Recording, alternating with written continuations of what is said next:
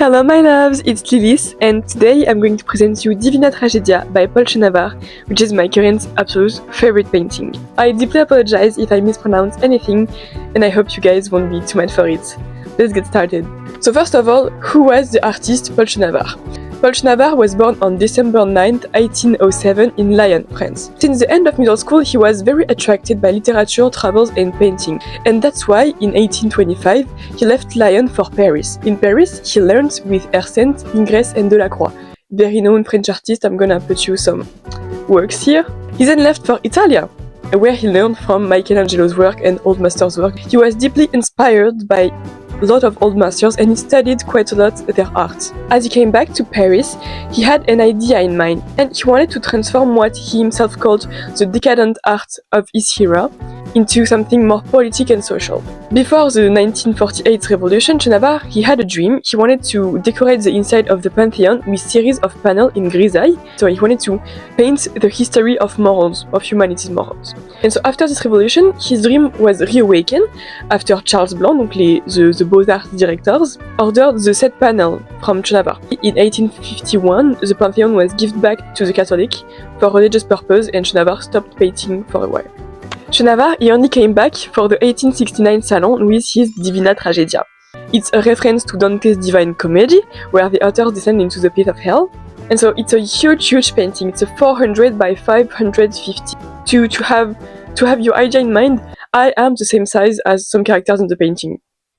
This painting is very complex, as you may be able to see right now, and therefore it came with a little text. Actually a very long text, and that's the text I used to be able to spot each characters on the painting, because without it I wouldn't have been able to. Toward the end of antique religion and at the advent in the sky of the Christian Trinity, death, helped by the angel of justice and Psyche, hits the god that shall perish. Perceived as too complex, too drowned in reference, the public faced the inability to grasp the meaning of the painting. Charles Baudelaire said, "Philosophic art, following Schoenavar's conception that has the pretentiousness to replace a book, Schoenavar's brain is foggy.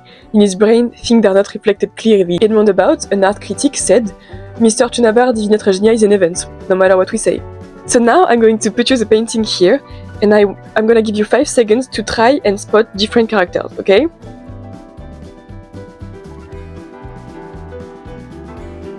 Now that you had your 5 seconds, remember your guess. I'm going to give you some characters that you can be, in my opinion, able to spot easily, and you'll see through the video if you get them right. On the middle of the painting, we can see the new God, Jesus Christ, dying like on a cross in the arms of God the Father. Over his left arm, so on the right for us, we can see Virgin Mary, and who is called in the description of the painting, the child. Over the right arm, so on the left for us, we can see Adam and Eve. Under the Virgin Mary, there's Prometheus getting eaten by a vulture while being bound. It's a reference to Prometheus Bound. Basically, it's an old Greek tragedy. Prometheus was a titan who supposedly created humanity, and he saw humanity was kind of weak because we didn't have any fur to protect ourselves from the cold.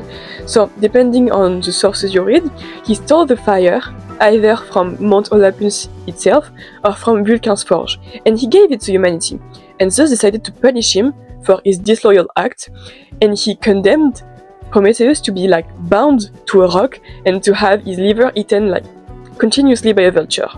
Then you can see the death, the angel and the spirit bringing who is called in most sources the Egyptian typhoon towards the abyss. Under them we can see Mercury taking away Pandora. So basically Pandora was the first human woman and she was molded in clay by Vulcan and brought to life by Minerva.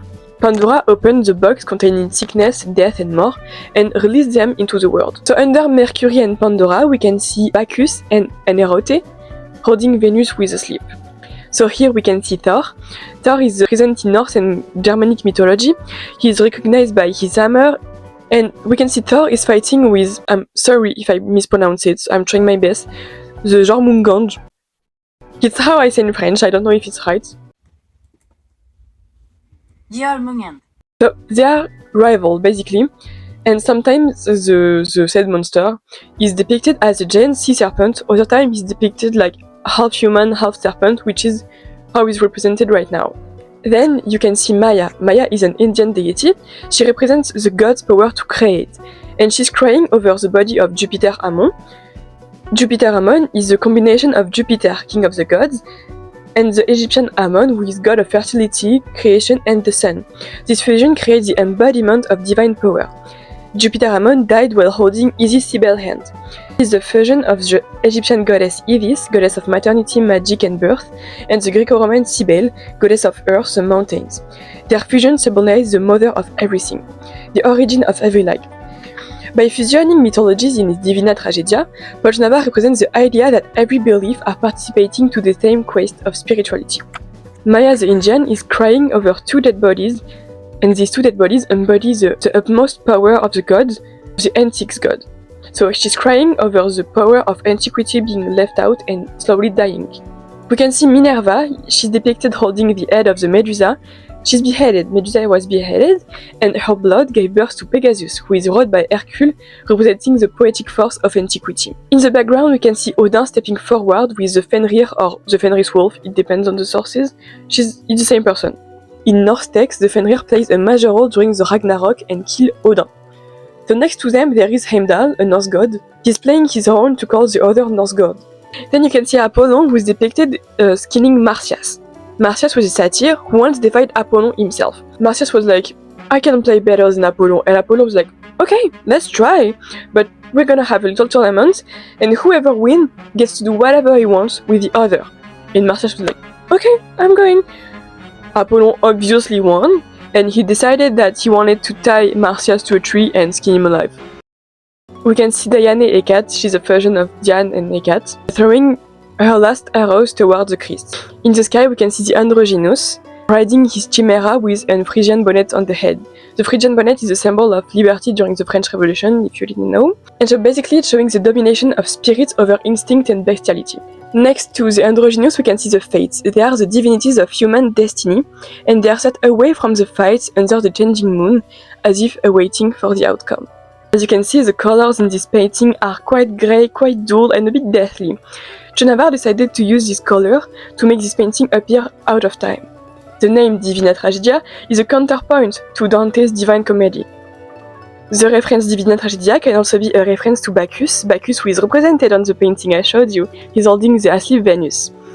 It can be to give him a bit more importance in this painting. This painting represents the history of humanity's belief in a single masterpiece. We can see a lot of old Hellenist and pagan religion depicted with Christianism. We can see the old gods fighting for their life towards the awakening of the Christ. It shows the abandonment of ancient polytheist religion in favor to Christianism, which main figure is also showing dying. So Polchnava can also criticize the decaying art of his era and also the decaying faith of his era. So now time for my opinion. I absolutely fell in love with this painting while visiting Orsay's museum. If you have the opportunity to go, you should absolutely go. It's a huge painting, like it has a wall dedicated only to it. Looking at Divina Tragedia, you're face to face with most characters. So you are eyes to eyes with the most important figure of the painting that are dying. You are eyes to eyes with Jupiter Ammon and Isis Cybele, and you're like, okay, who and why are they dying? I remember spending half an hour in front of it with my best friend trying to spot every character eyes. We got none of them. To be honest, I used to be captivated mostly with smaller paintings and more colorful ones because it's dull, like it's grey, it's all grey, and still it brings your eyes to it, because basically when you're far away you see no colors, but when you step closer it becomes so much colorful. And I tend to be attracted by paintings that are already colorful. Like I love Monet's work, to be basic, but this one really captivated me and I love it so much. So this little analysis is over. I hope you enjoyed the video and I hope you understood me quite well despite my accent and my clear pronunciation problem. I loved making it and I hope you love it as much as I do, and I hope I was able to make you love Divina Tragedia as much as I do. So goodbye, and do not hesitate to follow and like for another video. You can also add me on Instagram if you'd like to recommend me subject to tweets, so do not hesitate to join. My socials are here or here. I don't know, they're somewhere. I hope you enjoyed this video and goodbye, it was Lilith!